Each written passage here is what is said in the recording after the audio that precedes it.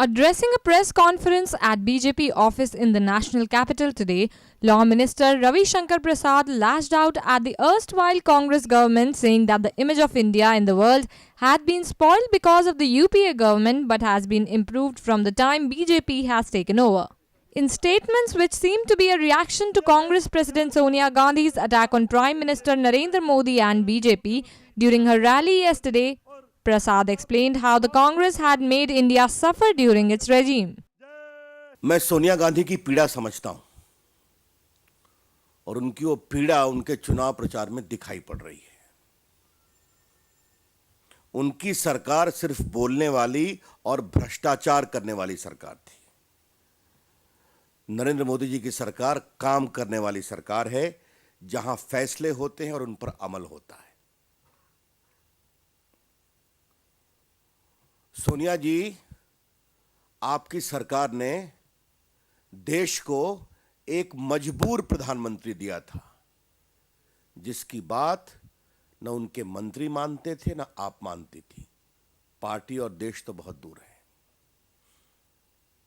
BJP की सरकार ने एक मजबूत प्रधानमंत्री दिया है, जिसकी बात देश ही नहीं पूरी दुनिया भी सम्मान, इज्जत और आदत के साथ सुनती है।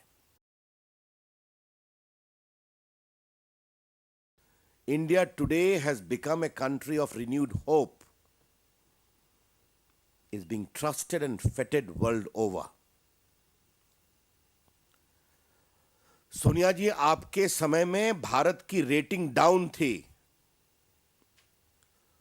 नरेंद्र मोदी जी प्रधानमंत्री बने हैं तो भारत की रेटिंग अप हो गई है मात्र 3 महीने में।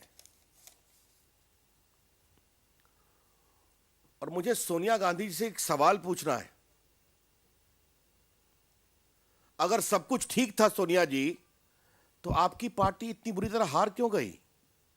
सब आपके कार्यक्रम हम लेके चल रहे हैं,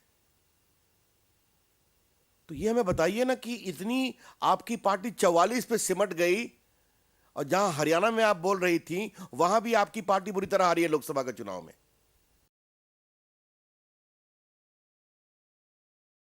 मैं काले धन से शुरू करता हूं। सोनिया जी, आपकी सरकार ने सुप्रीम कोर्ट के आदेश के स्पेशल इन्वेस्टिगेशन टीम को 2 साल नहीं बनने दिया था। सुप्रीम कोर्ट के बार-बार आदेश के बावजूद हमने पहली कैबिनेट में बनाया। यह था हमारा इरादा। आज पूरी दुनिया हमें सहयोग करने को तैयार है ब्लैक मनी पर। आपको मालूम है, स्विट्जरलैंड भी अब दूसरी भाषा बोल रहा है, क्योंकि आपके सरकार के इरादे ठीक नहीं थे। Powered by NNIS.